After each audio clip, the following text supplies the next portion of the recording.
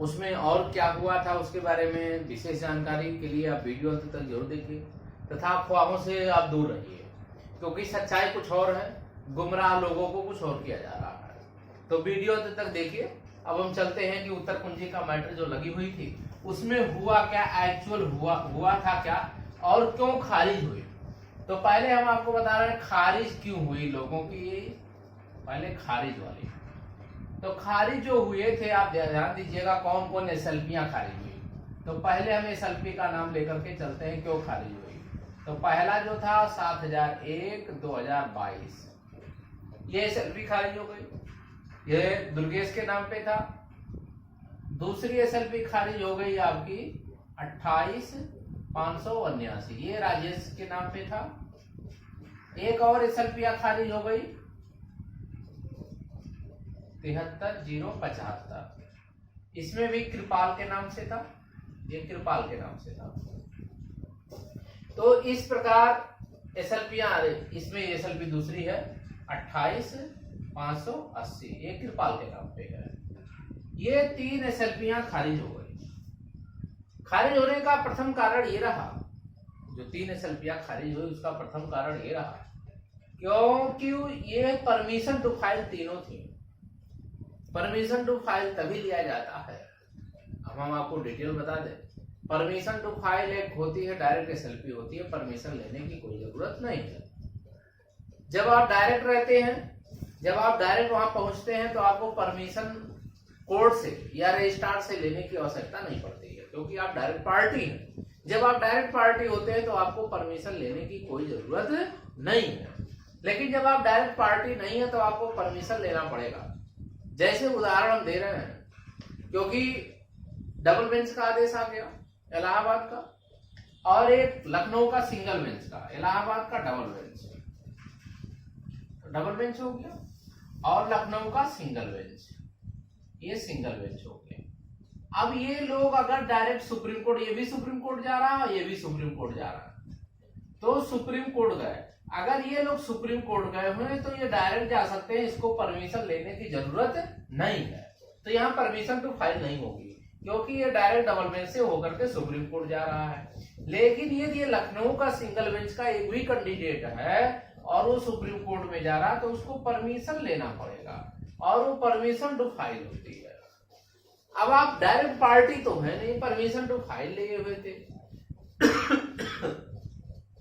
जब आपको जरूरत ही नहीं थी परमिशन, जब आपका जैसे ललित साहब की यहाँ 11 जुलाई का जब केस खारिज हो गया, 11 जुलाई को केस खारिज हो गया, ये 11 जुलाई को डेट लगी हुई थी, 11 जुलाई को यहाँ भी डेट लगी थी, वहां ललित साहब ने खारिज कर दिया। जब आपको नंबर बढ़ाने के लिए वहां आप गए थे तो वहां खारिज हो गई, तो फिर यहाँ आपको नंबर बढ़वाने के लिए फिर अलग से फाइल जरूरत क्या थी, क्यों आप परमिशन, जब सरकार गई हुई है, सरकार एक नंबर का विरोध कर ही रही है, तो उसी में ही जब सरकार विरोध करेगी तो अन्य प्रश्नों को उसी में क्यों नहीं उठा पा रहे। आपके पास वकील गया था, सब कुछ गया, तो आपको वहीं उठाना होता है।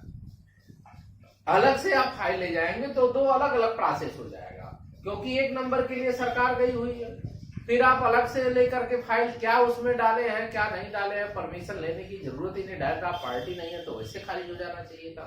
तो डायरेक्ट जब पार्टी ही नहीं है तो जब आप जाएंगे तो खारिज हो जाएगी। अब रही बात की कौन कौन सी जो है अभी रुकी हुई है जो खारिज नहीं हुई है, हम वो भी बता दें आपको। तो रुकी हुई जैसे आईए जो है, रुकी हुई आईए आपका 73075 ये आपका आईए है। दूसरा आईए है 91747 है, 92250 है और 92680 है और 115874 है।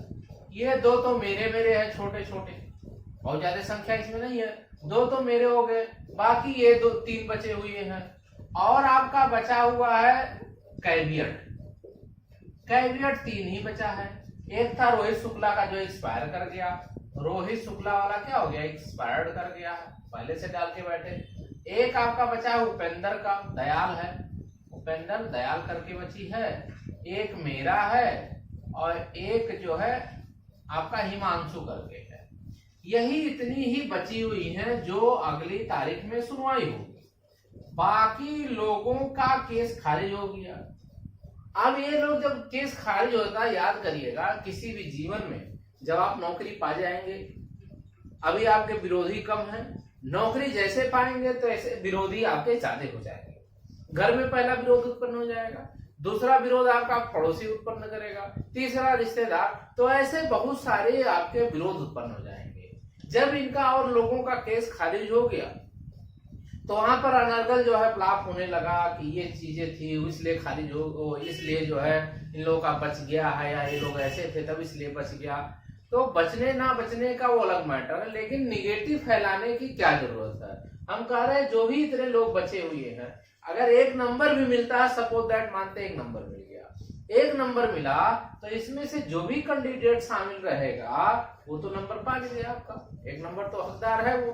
लेकिन जिनका खारिज हो गया, क्या वो हकदार है एक नंबर पाने के? सरकार नहीं देगी, सरकार वैसे नौकरी देना नहीं चाहती है। तो खारिज अगर सुप्रीम कोर्ट से हो गया, आपके फाइल पे खारिज शब्द लिख गया, तो क्या सुप्रीम कोर्ट आपको नौकरी देगी? नहीं देगी। तो जो भी साथ में आपके थे 10-20 लोग, जो भी 50 लोग नौकरी पा रहे थे, वो बाहर हो गए। आज आपको बाहर कर दिया गया, ये आपको तथ्यों को छुपाया जा रहा है और गुमराह दूसरे चीजों पे किया जा रहा है। इनके साथ जितने भी लोग अभी बचे हैं, इसको एक नंबर कन्फर्म मिलेगा।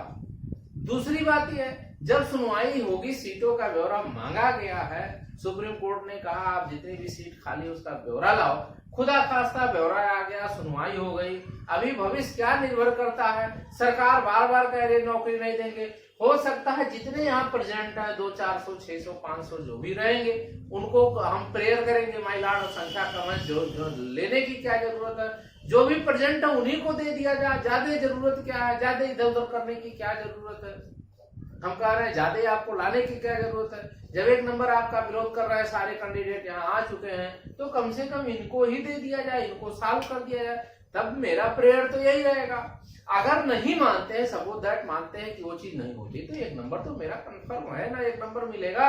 लेकिन जिनका खारिज हो गया उनको नंबर नहीं मिलेगा। लोकस ही नहीं बनता है, आपको गुमराह किया जाता है कि ऐसे ऐसे होता है। यूट्यूब चलाना है आसान होता है, केस जो लड़ता है दूसरी चीजें हैं, जो वीडियो बनाता है दूसरी चीजें हैं, पूछ करके वीडियो बनाना अलग चीजें होती है, जो केस लड़ता होता है अलग चीजें होती है, जो प्रेजेंट होता है वहां पे जो चीज होती है अलग चीजें हैं। हम शुरू से कह रहे हैं, सरकार जो है सीट कह रही है हमारे पास सीट नहीं है, बहाना है, बार बार मान रही है। इसके पहले आप वीडियो उठा के देख लेंगे जो आपका पहले लगा हुआ था 18 तारीख को, फिर 29 तारीख को पिछले महीने में लगा हुआ था, वहां भी ऐसे था, सरकार भाग रही है हमारे पास सीटें नहीं है, यहाँ भी भाग रही है। मैं तो शुरू से यही चीज कह रहा हूँ और आज भी यही कह रहा हूँ कि अभी भी बहुत अच्छा हमारे लिए है, अभी बहुत कुछ बचा हुआ है। अभी तो ईश्वर ने चाहा तो सफलता अवश्य मिल जाएगी। मेरा काम है लड़ना। हम तन मन धन से अगर लड़ रहे हैं तो ईश्वर का काम है सफलता देना। किसी की बुराई नहीं करना चाहिए। हम बुराई करके क्या करेंगे, वो हमारा दुश्मन थोड़ी ना है।